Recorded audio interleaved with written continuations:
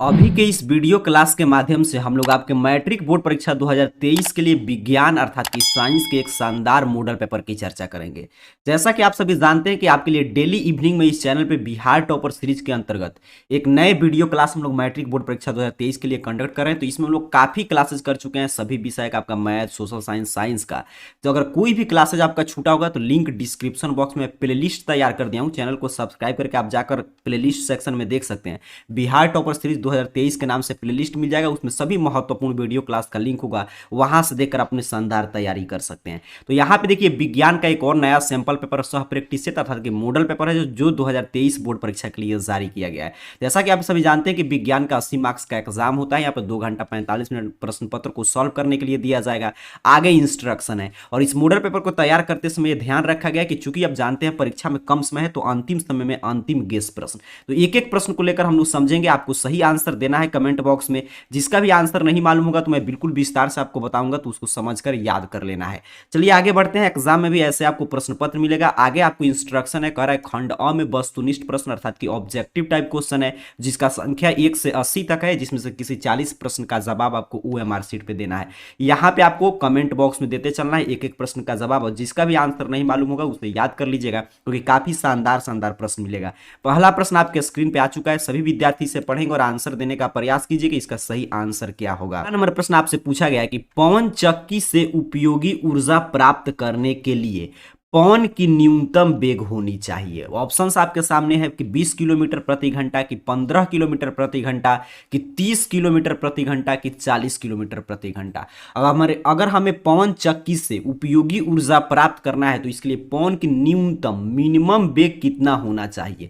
जल्दी से सभी विद्यार्थी इसका आंसर देने का प्रयास करेंगे कि सही आंसर क्या होगा। अंत तक बने रहिए, काफी महत्वपूर्ण प्रश्न और जो गेस प्रश्न जिसके पूछे जाने की संभावना इस साल की बोर्ड परीक्षा में सबसे ज्यादा है, उन्हीं प्रश्नों की चर्चा हम लोग सिर्फ इस सीरीज में कर रहे हैं। काफी क्लासेज आपके लिए डेली इवनिंग में इसमें अपडेट किया जाता है, तो ध्यान से डेली इवनिंग में चैनल को सब्सक्राइब कर रखिए और तैयारी अच्छा कर सकते हैं। पहले नंबर प्रश्न का आंसर देने का प्रयास करेंगे। कह रहा है पवन चक्की से उपयोगी ऊर्जा प्राप्त करने के लिए पवन की न्यूनतम वेग कितनी होनी चाहिए, तो 15 किलोमीटर प्रति घंटा। ऑप्शन भी जो भी छात्र कमेंट किए हैं, आपका आंसर बिल्कुल सही है। हम लोग पढ़ते हैं पवन ऊर्जा प्राप्त करने के लिए पवन चक्की का उपयोग किया जाता है, और पवन ऊर्जा के जब हम लिमिटेशन पढ़ते हैं कि क्या क्या इसकी उपयोगिता है, जहां पे कौन कौन सा शर्त है जिसको पूरा करना होगा, उसमें हम लोग पढ़ते हैं कि कम से कम न्यूनतम वेग 15 किलोमीटर प्रति घंटा पवन का होगा, तभी हम पवन चक्की से उपयोगी पवन ऊर्जा प्राप्त कर सकते हैं। तो ऑप्शन बी सही आंसर कर देंगे पहले नंबर प्रश्न का।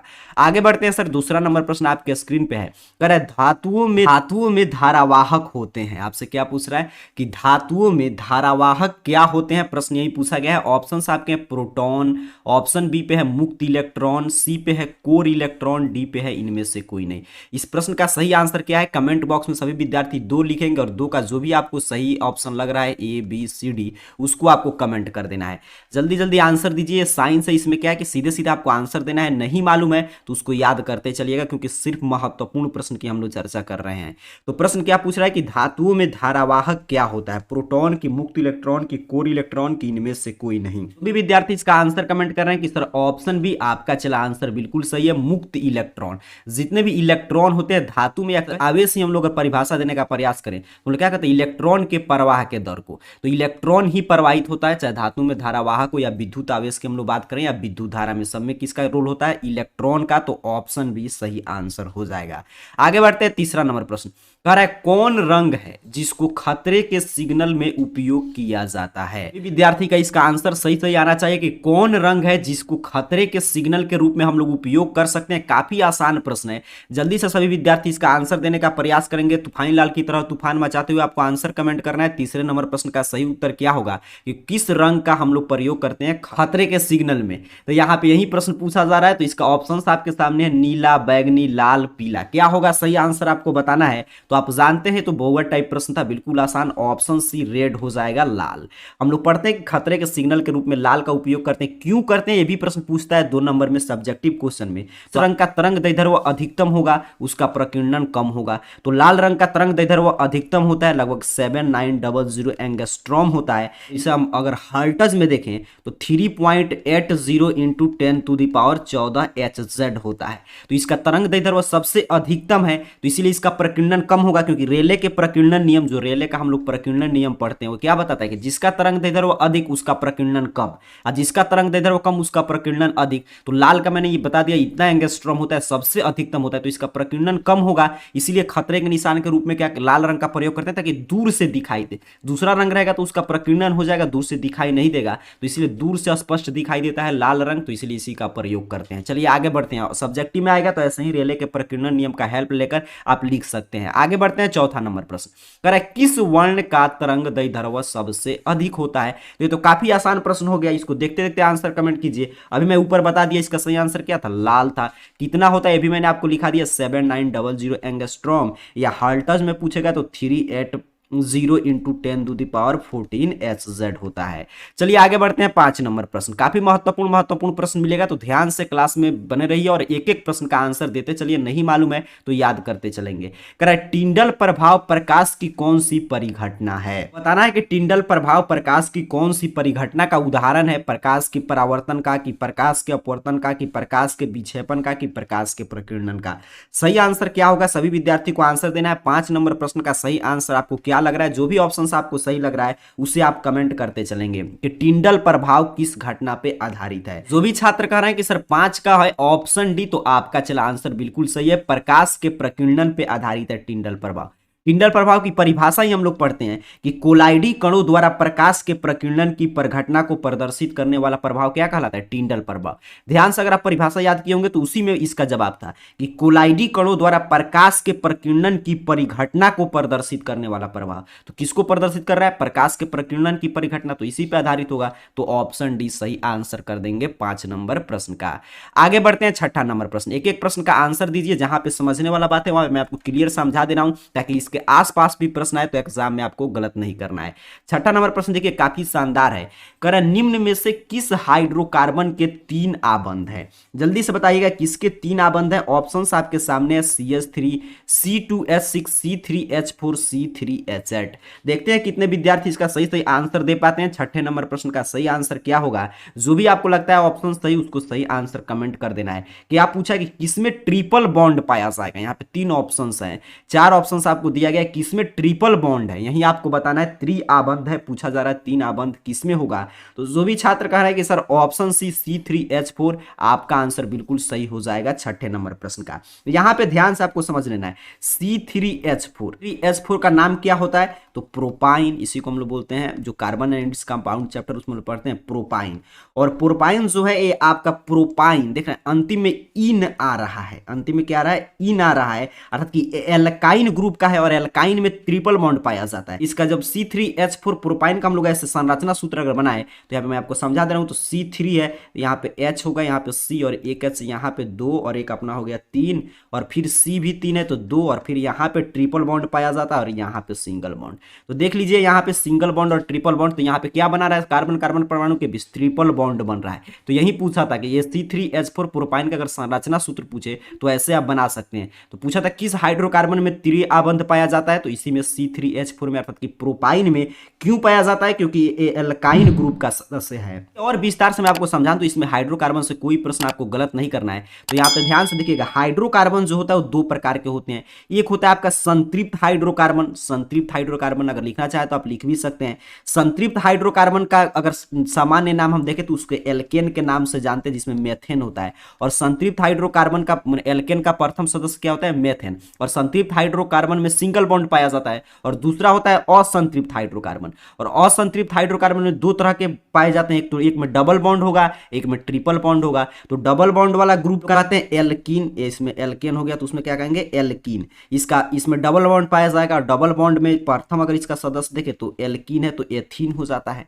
और ट्रिपल बॉन्ड वाले का उदाहरण देखे तो एल्काइन, जो मैं ऊपर बता रहा था एल्काइन होता है। और एल्काइन में क्या होता है, एथाइन, जो पूछा था इसी में एथाइन, प्रोपाइन, ये सभी इसी में आता है।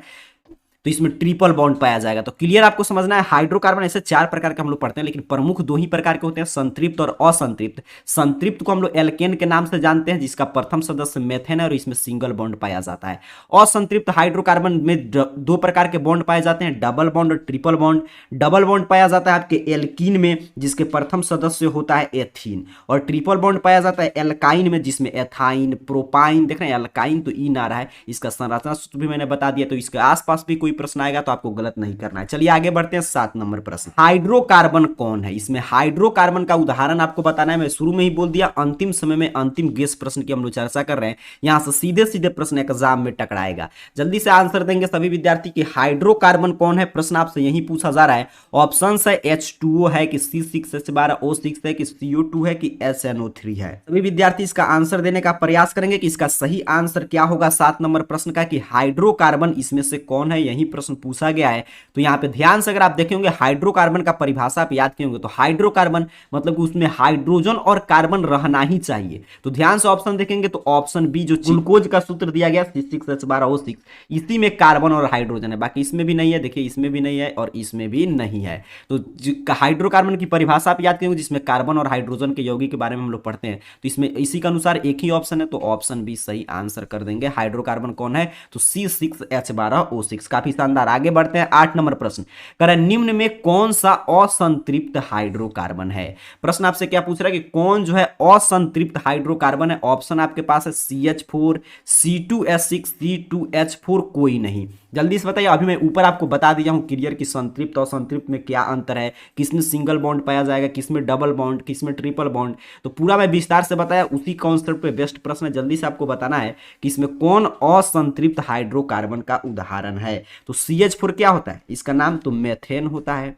C2H6 क्या होता है? तो कहिएगा C2H6 एथेन होता है, याद रखना है। और C2H4 क्या होता है? तो एथीन होता है। अब क्या पूछा कि कौन जो है असंतृप्त हाइड्रोकार्बन है? देखिए मेथेन, एथेन, ये सभी आपके एल्केन ग्रुप के सदस्य हैं, अर्थात कि इसमें सिंगल बॉन्ड पाया जाएगा, अर्थात कि ये संतृप्त हाइड्रोकार्बन होंगे। एक ही बच गया एथीन, तो एथीन में क्या पाया जाएगा? तो मैंने बताया कि एथीन जो असंतृप्त हाइड्रोकार्बन उसमें डबल बॉन्ड भी पाया जाता है, जिसमें एल्कीन ग्रुप का ये सदस्य हो गया एथीन, एल्कीन, और एल्काइन में क्या था? एथाइन, प्रोपाइन, ऐसे। तो उसमें ट्रिपल बॉन्ड था, तो ट्रिपल बॉन्ड या डबल बॉन्ड जिसमें पाया जाएगा वो असंतृप्त हाइड्रोकार्बन होगा। तो इसीलिए ऑप्शन सी सही आंसर कर देंगे। इसका भी अगर संरचना सूत्र हम लोग बताए तो कार्बन 2 है तो कार्बन कार्बन में डबल बॉन्ड इसमें बनेगा, और हाइड्रोजन 4 है तो 1, यहाँ पे 2, यहाँ पे 3 और यहाँ पे 4। तो ऐसा संरचना सूत्र बनाना भी आसान होता है अगर आप ये समझे कि किस ग्रुप का सदस्य है, कितना कार्बन कार्बन परमाणु के बीच कौन सा बॉन्ड बनेगा। तो चलिए क्लियर, आपको समझते चलना है। जो भी नहीं मालूम है इसलिए मैं यहाँ पे लिखा दे रहा हूं ताकि लिख लिख कर सुन सुनकर आपको याद कर लेना है।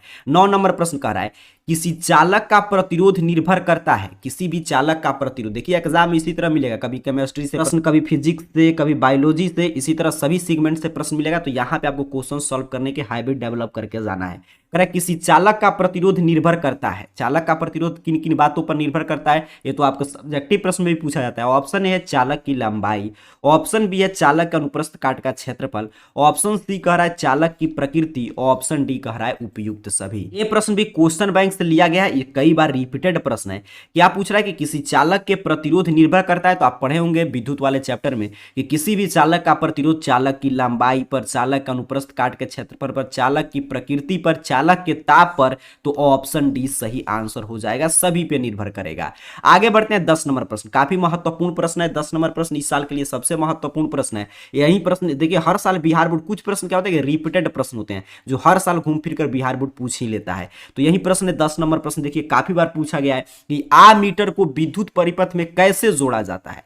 आमीटर को विद्युत परिपथ में हम लोग कैसे जोड़ते हैं? जोड़ने के दो तरीका हम लोग पढ़ते हैं, श्रेणी क्रम या समानांतर क्रम, जिसे हम लोग पार्श्व क्रम संयोजन के नाम से भी जानते हैं। तो वही पूछ रहा है कि आमीटर को विद्युत परिपथ में हम लोग कैसे जोड़ते हैं सर? तो श्रेणी क्रम में। काफी शानदार, ऑप्शन ए सही आंसर हो जाएगा। आमीटर क्या है ये भी मैं आपकी जानकारी के लिए बता दूं, तो विद्युत धारा मापने की युक्ति है। तो कितना बार पूछा जाता है कि आमीटर से हम क्या मापते हैं? तो परिपथ की विद्युत धारा।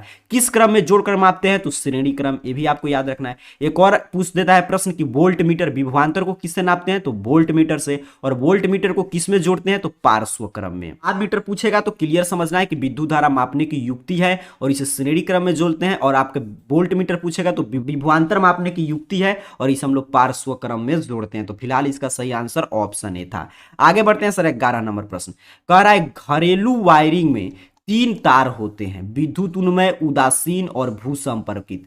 तीनों तारों का रंग कैसा होगा? कह रहा है कि एक विद्युत उन्मय अर्थात कि आप जानते हैं घरेलू वायरिंग जो हम लोग पढ़ते हैं तो उसमें एक विद्युत उन्मय तार के बारे में पढ़ना होता है जिसे हम लोग बोलते हैं लाइव वायर, जीवित तार। और एक उदासीन तार के बारे में पढ़ते हैं, न्यूट्रल। और एक पढ़ते हैं हम लोग भू संपर्कित अर्थिंग तार के बारे में भी पढ़ते हैं। तो कह रहा है उसका रंग कैसा होता है, प्रश्न आपसे यही पूछा जा रहा है। तो ध्यान से देखेंगे तो विद्युत उन्मय जो लाइव जीवित तार होता है उसका रंग लाल होता है, तो पहला का लाल हो जाएगा। यहाँ पे देखिए पहला जैसे ही हम लोग देखें कि विद्युत उन्मय जो होता है वो लाइव वायर लाल होता है तो ये ऑप्शन खत्म हो गया, पहले लाल वाला होगा सिर्फ। और यहाँ पे काला भी नहीं होगा, पहले तो लाल होता है। और फिर आपका पूछ रहा है उदासीन, यहाँ पे नंबर देखना है तो उदासीन कैसा होता है? काला होता है, तो ये भी ऑप्शन नहीं होगा, एक ही बचा। तो लाल जो विद्युत उन्मय लाइव वायर लाल और उदासीन जो आपका होगा न्यूट्रल काला और जो अर्थिंग तार होता है वो हरा। तो ऑप्शन सी सही आंसर हो जाएगा, लाल काला और हरा, इसी क्रम में आपको याद रखना है। चलिए आगे बढ़ते हैं। उम्मीद कर रहा हूं आप समझ रहे हैं। विद्युत उन्मय तार जीवित तार जिसे हम लोग लाइन प्रवाहित करते हैं जिसमें मुक्त इलेक्ट्रॉन पाया जाता है तो रेड कलर का होता है। उदासीन जो उदासीन तार जो और जिसको हम लोग न्यूट्रल भी बोलते हैं तो ब्लैक कलर का होता है और हरा कलर का होता है अर्थिंग। तो ऑप्शन सी। आगे बढ़ते हैं 12 नंबर प्रश्न। कह रहा है चुंबक के भीतर चुंबकीय क्षेत्र रेखाओं की दिशा होती है। अब ध्यान से पहले प्रश्न को समझना है, क्या पूछ रहा है कि चुंबक के भीतर बात कर रहा है कि चुंबक के भीतर चुंबकीय क्षेत्र रेखाओं की दिशा क्या होता है? उत्तर ध्रुव से दक्षिण ध्रुव की ओर। अगला ऑप्शन है दक्षिण ध्रुव से उत्तर ध्रुव की ओर। और ऑप्शन सी है ए और बी दोनों और ऑप्शन डी है इनमें से कोई नहीं। कितने विद्यार्थी 12 नंबर प्रश्न का सही आंसर कमेंट कर पाते हैं? ऑप्शंस आपके सामने है, प्रश्न भी आपको दिखाई दे रहा है।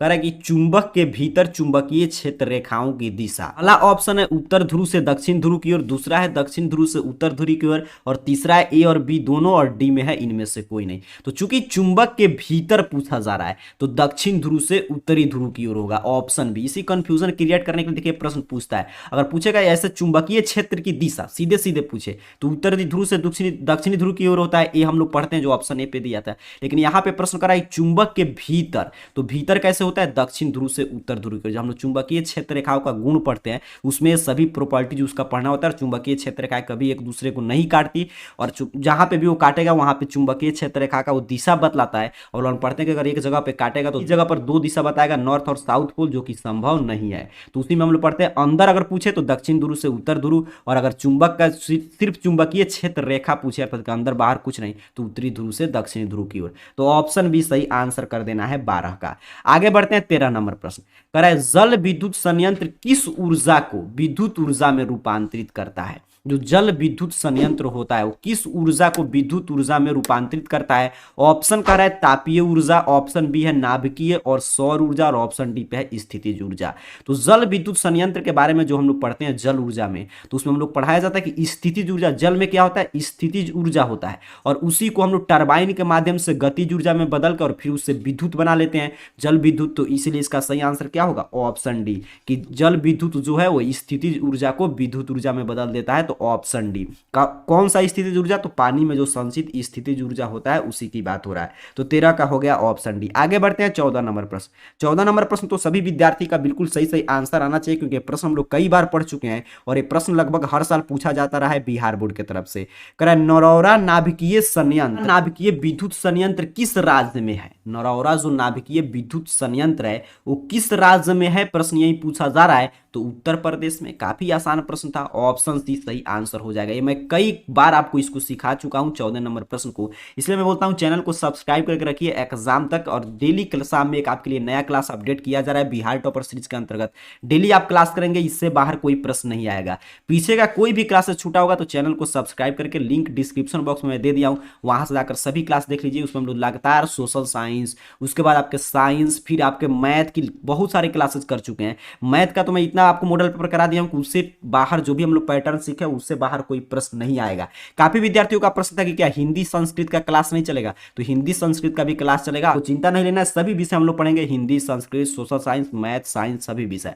तो हिंदी संस्कृत का भी क्लास जल्दी आपके लिए आ रहा है। 14 नंबर प्रश्न का सही आंसर क्या हो गया? Option C. आगे बढ़ते हैं सर, 15 नंबर प्रश्न कह रहा है गोलीय दर्पण की वक्रता त्रिज्या 40 सेंटीमीटर है, तो उसकी फोकस दूरी, तो हम जानते हैं कि वक्रता त्रिज्या आर बराबर क्या होता है? 2f, अर्थात की फोकस दूरी के दुगुना, तो f बराबर आर बट्टा में 2 वक्रता त्रिज्या के आधा, तो आप वक्रता त्रिज्या दिया है 40, गोलीय दर्पण है, 2 से डिवाइड कर देंगे 20 सेंटीमीटर, कहां पे है? ऑप्शन सी पे है। तो ये तो काफी आसान प्रश्न है कि इसका जब वक्रता त्रिज्या दिया रहेगा और फोकस दूरी पूछता है तो आधा कर देते हैं, वहीं पे फोकस दूरी दिया रहे और वक्रता त्रिज्या पूछे तो 2 गुना कर देंगे, क्योंकि आर बराबर 2f है, बराबर आर बटा 2, तो ऑप्शन सी सही आंसर हो जाएगा 15 का। 16 नंबर प्रश्न करे आवर्धन का ऋणात्मक मान बताता है कि, आवर्धन का ऋणात्मक मान क्या बताता है? प्रश्न आपसे यही पूछा गया है।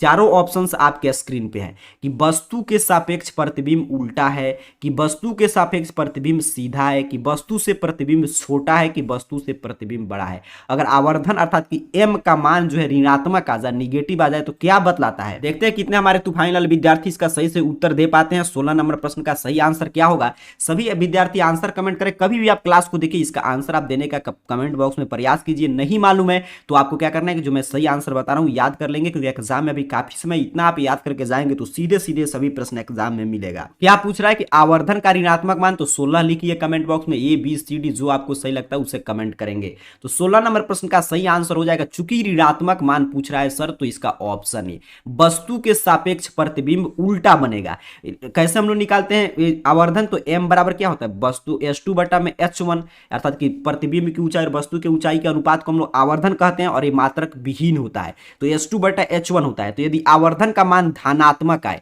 धनात्मक मतलब प्लस में आएगा, तो काल्पनिक और सीधा होता है, और वहीं पे ऋणात्मक आ गया आवर्धन का मान तो वास्तविक और उल्टा, तो ऋणात्मक पूछा था तो उल्टा होगा। उम्मीद कर रहा हूं फिर से आप दोहरा कर याद कर लेंगे कि अगर आवर्धन, सबसे पहले तो आवर्धन आपको समझना है कि क्या है, तो प्रतिबिंब की ऊंचाई और बिंब की ऊंचाई के अनुपात को आवर्धन कहते हैं, जिसे m से सूचित करते हैं, और ये मात्रक विहीन होता है, अर्थात कि v बटा u या h2 बटा h1। और अगर आवर्धन का मान ऋणात्मक आता है, अगर मान लीजिए माइनस में आ रहा है, ऋणात्मक मतलब निगेटिव आ रहा है, तो बिंब जो होता है वास्तविक और उल्टा बनता है, और वहीं पे धनात्मक पूछे प्लस में अगर आ रहा है तो प्रतिबिंब जो होगा काल्पनिक और सीधा बनेगा। यहाँ पे ऋणात्मक पूछा था तो इसीलिए ऑप्शन ए हम लोग सही आंसर कर दिए। चलिए आगे बढ़ते हैं। 17 नंबर प्रश्न करें वास्तविक वस्तु का आभासी प्रतिबिंब बनता है। अगर कोई वस्तु वास्तविक है उसका आभासी प्रतिबिंब कहां बनता है? ऑप्शंस आपके हैं समतल दर्पण में, कि उत्तल दर्पण में, कि अवतल दर्पण में, कि इनमें से सभी में। जल्दी से बताइए सही आंसर क्या होगा 17 नंबर प्रश्न का, कि वास्तविक वस्तु का आभासी प्रतिबिंब।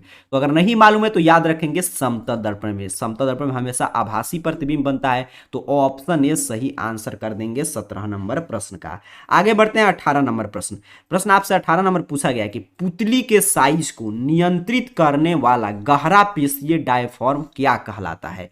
इसमें से कौन सा जो ये मानव नेत्र का भाग है, तो पूछ रहा है इसमें किसका कार्य है? प्रश्न यही आपसे घुमा फिरा कर पूछ रहा है कि पुतली के साइज को नियंत्रित करना परितारिका का कार्य है, कि अभिनेत्र लेंस का, कि नेत्र पटल का, कि रेटिना का? इसे बताइए किसका कार्य है कि पुतली के साइज को नियंत्रित करना? इसमें से तो परितारिका का कार्य हम लोग पढ़ते हैं, तो ऑप्शन ए सही आंसर कर देंगे 18 का। आगे बढ़ते हैं नंबर प्रश्न 19 नंबर प्रश्न आपके स्क्रीन पे आ चुका है। सभी विद्यार्थी पढ़कर आंसर कमेंट करेंगे, जो भी आपको सही लगता है आंसर देने का प्रयास कीजिए। 19 नंबर प्रश्न है कि ऊर्जा के सभी रूप में अनंत स्रोत किसे माना जाता है? आपको बताना है कि ऊर्जा के सभी रूप में अनंत ऊर्जा का स्रोत किसे माना जाता है? कोयला को, कि जल को, कि सूर्य को, कि परमाणु को?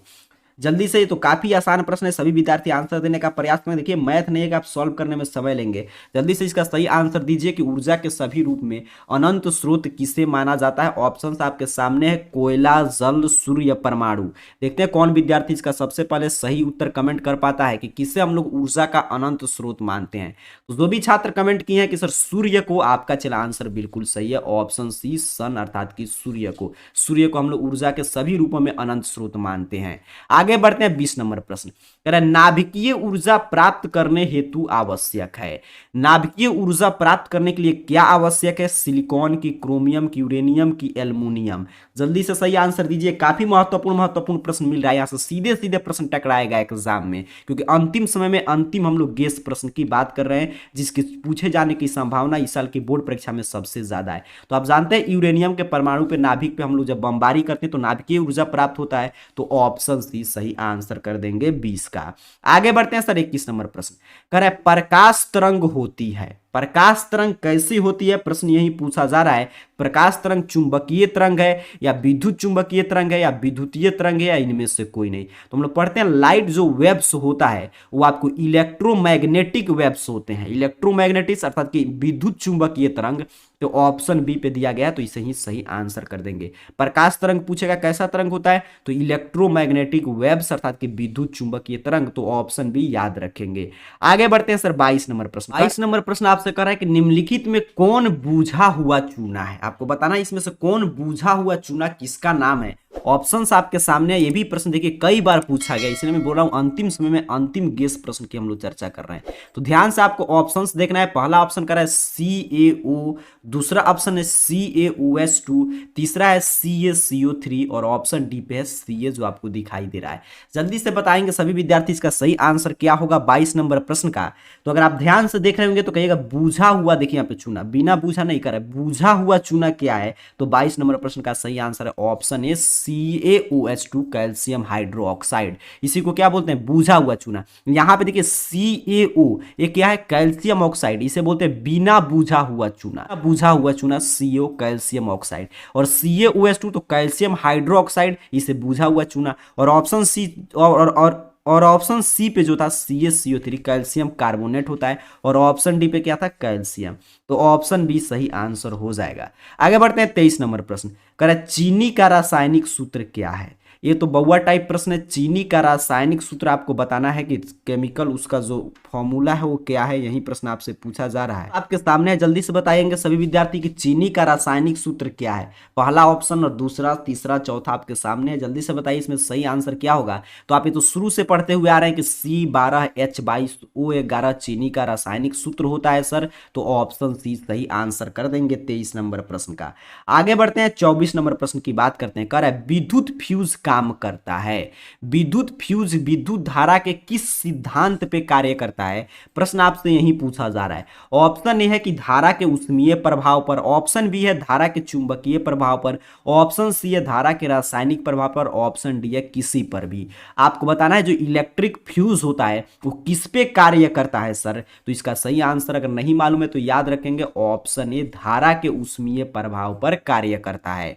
आगे बढ़ते हैं 25 नंबर प्रश्न में। देख रहा हूं काफी विद्यार्थी सही सही आंसर कमेंट करते चल रहे हैं। अंत तक बने रहना है। आपको बताना है कि अंत जब होगा क्लास कि आज के क्लास में से कितने प्रश्न में से आपने कुल कितने प्रश्न का सही से जवाब दिया। एग्जाम में आपको 40 में 40 अगर स्कोर करना है तो जो भी बिहार टॉपर सीरीज के क्लास आ रहा है, जो भी पहले हो चुका है, उन सभी क्लास को देखिए, नोट्स बनाइए और याद करते रहेंगे। कह रहा है 25 नंबर प्रश्न, यदि किसी नरम लोहे को धारावाही कुंडली के गर्भ में रख दिया जाए तो क्या बनता है? तो नरम लोहा के क्रूड से क्या बनता है? विद्युत चुंबक बनता है। बिल्कुल सही, ऑप्शन बी सही आंसर हो जाएगा। वहीं कह रहा है कि यदि किसी नरम लोहा को धारावाही कुंडली के गर्भ में रख देंगे तो विद्युत चुंबक बनेगा। तो ऑप्शन बी सही आंसर कर देना है 25 का। 26 नंबर प्रश्न कह रहा है विभक्त वलय का उपयोग किस उपकरण में किया जाता है? प्रश्न आपसे क्या पूछ रहा है कि विभक्त वलय का उपयोग हम लोग किस उपकरण में करते हैं, प्रश्न यही पूछा जा रहा है। तो विभक्त वलय विद्युत मोटर में दिक् परिवर्तन का कार्य करते हैं, ये प्रश्न हम लोग पढ़ते हैं। तो ऑप्शन ए सही आंसर कर देंगे 26 का।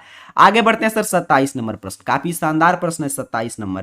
कह रहा है आपसे कि विद्युत ऊर्जा का व्यापारिक मात्रक क्या है? देखते हैं कितने विद्यार्थी बिना किसी कंफ्यूजन के इसका जवाब दे पाते हैं कि विद्युत ऊर्जा का व्यापारिक मात्रक क्या है। वाट, वाट घंटा, यूनिट, इनमें से कोई नहीं।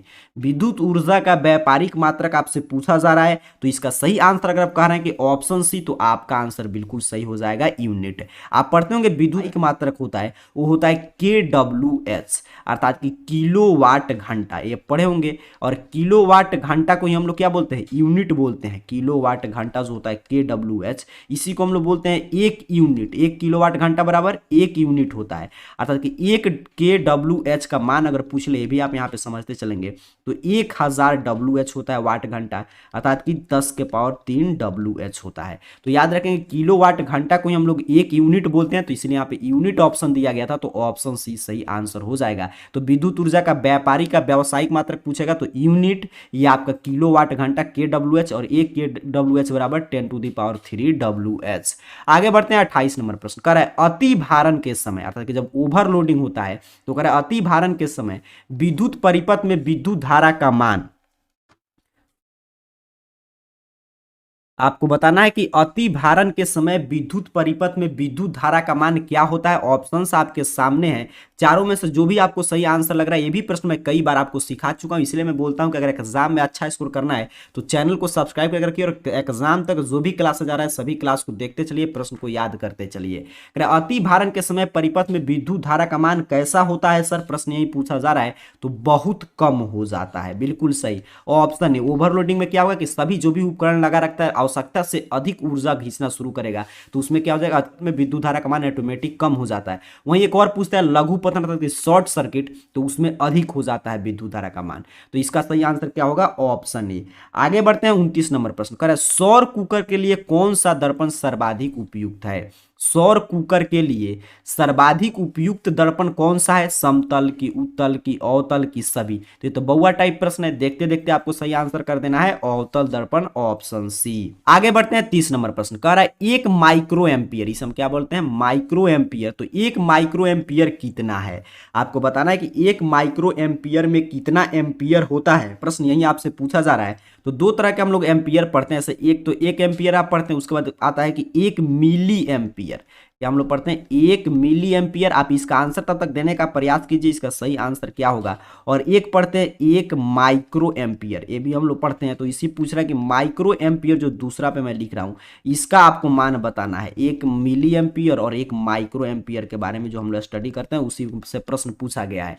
तो 1 माइक्रो एम्पियर, तो 30 नंबर प्रश्न का जो भी विद्यार्थी कमेंट करें कि सर ऑप्शन डी आपका चला आंसर बिल्कुल सही है। 1 मिली एम्पियर में क्या होता है, तो 1/1000 एम्पियर, ऐसे आप पढ़े होंगे, अर्थात कि 10⁻³ एम्पियर हो जाएगा, 10⁻³ एम्पियर। तो इसको बोलेंगे 1 मिली एम्पियर। तो यही दो प्रश्न पूछेगा, तो ये भी आप याद कर लेंगे यहाँ से कि 1 मिली एम्पियर में कितना होता है, तो 1/1000 एम्पियर अर्थात कि 10⁻³ एम्पियर। माइक्रो एम्पियर में तो 1 के बटा इसका सीधे 2 गुना 3 जीरो था, तो यहाँ पे 6 जीरो हो जाएगा, अर्थात कि 10⁻⁻6 एम्पियर। चलिए, उम्मीद कर रहा हूँ क्लियर आप समझ रहे हैं, जो भी मैं लिखा रहा हूँ फैक्ट इसको लिखकर याद करते चलेंगे, क्योंकि कोई प्रश्न आएगा एग्जाम में, मान लीजिए यहाँ पे माइक्रो एम्पियर हम लोग पढ़ रहे हैं, मिली एम्पियर पूछे तो ये आंसर आप कर देंगे।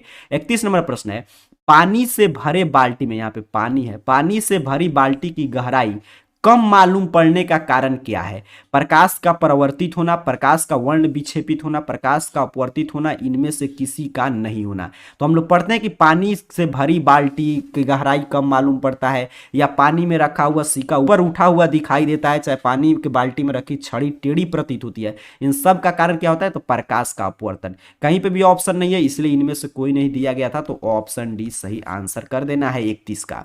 आगे बढ़ते हैं 32 नंबर प्रश्न की बात करते हैं। करें कठोर जल को मृदु बनाने के लिए सोडियम के किस यौगिक का उपयोग किया जाता है। आपको बताना है कि कठोर जल को मृदु बनाने के लिए सोडियम का हम लोग किस यौगिक का उपयोग करते हैं। ऑप्शन है आपके NaCl, Na2CO3, NaOH, NaHCO3। तो कठोर जल को मृदु बनाने के लिए हम लोग सोडियम के एक यौगिक है जिसे हम लोग वॉशिंग सोडा बोलते हैं, तो धोने का सोडा, तो Na2CO3 इसी का सूत्र होता है, तो ऑप्शन बी सही आंसर हो जाएगा, इसी का उपयोग करते हैं। तो Na2CO3 याद रखेंगे, इसे हम लोग क्या बोलते हैं, वॉशिंग सोडा अर्थात कि धोने का सोडा। आगे बढ़ते हैं 33 नंबर प्रश्न। करेक्ट, कार्बन के 2 अपरूप के अलावा तीसरा अपरूप का नाम क्या है। कार्बन के 2 अपरूप के अलावा तीसरा अपरूप का नाम तो फ्लोरीन है, बिल्कुल सही, ऑप्शन से हीरा, ग्रेफाइट, फ्लोरीन पढ़ते हैं, तो ऑप्शन सी 33 का सही आंसर हो जाएगा। 34 नंबर प्रश्न करें, भोजन का पचना किस प्रकार की अभिक्रिया है। देखिए कितना महत्वपूर्ण प्रश्न मिल रहा है आपको। भोजन का पचना किस प्रकार की अभिक्रिया है, अपचयन अभिक्रिया है कि ऊष्माक्षेपी है कि उपचयन है कि विघटन अभिक्रिया है। यही प्रश्न आपसे पूछा जा रहा है, तो इसका सही आंसर याद रखेंगे अगर नहीं मालूम है तो उपचयन है। ऑप्शन सी, भोजन का पचना कौन अभिक्रिया है? उपचयन है। आगे बढ़ते हैं 35 नंबर प्रश्न। करेक्ट, कौन सी गैस वैश्विक ऊष्मन के लिए उत्तरदायी है? अर्थात कि जो ग्लोबल वार्मिंग, उसी का शुद्ध हिंदी दिया है वैश्विक ऊष्मन। तो ग्लोबल वार्मिंग के लिए कौन सा गैस उत्तरदायी है? CO2 की, O2 की, N2, या नीचे एक और ऑप्शन है? कोई नहीं। जल्दी से बताइए इसमें से कौन सा वैश्विक ऊष्मन अर्थात कि ग्लोबल वार्मिंग के लिए उत्तरदायी है सर? तो याद रखेंगे ऑप्शन ए CO2। काफी शानदार, काफी विद्यार्थी मैं देख रहा हूं आंसर दे रहे हैं। अंत तक बने रहिए, काफी महत्वपूर्ण प्रश्न की हम लोग चर्चा कर रहे हैं जो 2023 बोर्ड परीक्षा के लिए परसेंट गेस प्रश्न है। 36 नंबर प्रश्न, निम्न में कौन सा स्वच्छ ऊर्जा स्रोत है? सबसे स्वच्छ ऊर्जा स्रोत कौन है? कोयला है कि लकड़ी है कि प्राकृतिक गैस की सभी? तो प्राकृतिक गैस आप जानते हैं स्वच्छ ऊर्जा स्रोत। स्वच्छ ऊर्जा स्रोत पूछता है कि जो प्रदूषण फैलाए अर्थात कि जलने पे ज्यादा प्रदूषण न फैलाए, उसके साथ साथ कम जलने पे ज्यादा देर तक ऊर्जा दे, तो इसमें क्या है? प्राकृतिक गैस। तो ऑप्शन सी सही आंसर कर देना है। 37 नंबर प्रश्न की बात करें तो प्रश्न कह रहा है लेड नाइट्रेट चूर्ण को एक प्रखनली में लेकर गर्म करने पर भूरे रंग का धुआं उत्सर्जित होता है। यह धुआं, ये एनसीईआरटी का प्रयोग जो हम लोग पढ़ते हैं कि लेड नाइट्रेट के चूर्ण को एक प्रखनली में लेकर गर्म करने पर भूरे रंग का धुआं उत्सर्जित होता है। तो धुआं किस रंग का होता है? तो ये नाइट्रोजन डाइऑक्साइड का होता है धुआं। तो ऑप्शन बी पे दिया गया, तो यही सही आंसर कर देंगे। सीधे सीधे प्रयोग पूछा था किताब से, तो नाइट्रोजन डाइऑक्साइड N2O। आगे बढ़ते हैं 38 नंबर प्रश्न, कह रहा है निम्न में कौन अवकारक है? देखिए इसलिए मैं बोलता हूं डेली क्लासेस कीजिएगा तो आपको ये कोई भी प्रश्न आएगा गलत नहीं होगा। पिछले में आया था ऑक्सीकारक, तो मैं अब वहां पे आपको क्लियर परिभाषा बताया था कि ऑक्सीकारक क्या है, अवकारक क्या है, इसके क्या काम है। तो फिर पूछा अब अवकारक, तो वहां पे अगर आप पढ़े होंगे तो जल्दी से इसका सही आंसर दीजिए कि कौन सा आपको लग रहा है कि इसका सही आंसर होगा अवकारक का। अवकारक एक होता है ऑक्सीकारक अर्थात कि उपचायक या औपचायक बोलते हैं। तो अवकारक में क्या क्या आते हैं? तो C आता है आपका, Na आता है, MgH2 ऐसे पहले भी मैं आपको लिखा चुका हूं, और फिर आपका HCl, और फिर आपका आता है H2। तो देखिए अवकारक पूछा था तो इसमें से क्या है? तो H2 है, यहाँ पे देख पा रहे हैं। तो यही हो जाएगा ऑप्शन ए 38 का सही आंसर ठीक है। या ऑक्सीकारक, तो इसमें O आता है आपका Cl2, I2 अर्थात कि iodine, CuO, MgO, ZnO, MnO2, ये सभी उपचायक के कार्य करते हैं। आगे बढ़ते हैं 39 नंबर प्रश्न, कह रहा है जठर रस का पीएच मान लगभग कितना होता है? तो जठर रस का पीएच मान हम लोग पढ़ते हैं 1.4 होता है। कितना होता है? जठर रस का मतलब जो हाइड्रोक्लोरिक अम्ल हमारे पेट में स्रावित होता है उसी की बात कर रहा है। तो 1.4 होता है। ऑप्शन देखिए तो 1.2, यहाँ पे 7, यहाँ पे 14, 10। तो यहाँ पे देखिए ऐसे तो 1.4 होता है, लेकिन इसके नजदीक यही है तो इसी को सही करेंगे। ऑप्शन ए सही आंसर कर देना है। 1.2, 7, 14, 10 होगा नहीं, तो ऑप्शन ए ही सही आंसर होगा। 40 नंबर प्रश्न की बात करें तो कह रहा है पीतल किसका उदाहरण है? प्रश्न आपसे यही पूछा जा रहा है पीतल जो है धातु है कि अधातु की, मिश्र धातु की उपधातु? तो आप जानते हैं तो बउआ टाइप प्रश्न है, मिश्र धातु है, तो ऑप्शन सी। आज के क्लास को हम लोग यहीं पे रोकेंगे। आपको बताना है नीचे कमेंट बॉक्स में कि 40 में से आपने कुल कितना प्रश्न सही सही जवाब दिया अपने नाम के साथ। उत्तर नहीं मालूम है उसको याद जरूर कर लीजिएगा, क्योंकि सभी संभावित प्रश्न गेस प्रश्न है इस साल के लिए। तो मिलेंगे फिर कल इवनिंग में किसी नए क्लास के साथ। तब तक के लिए खूब पढ़ाई कीजिए। आप सभी को बहुत बहुत धन्यवाद।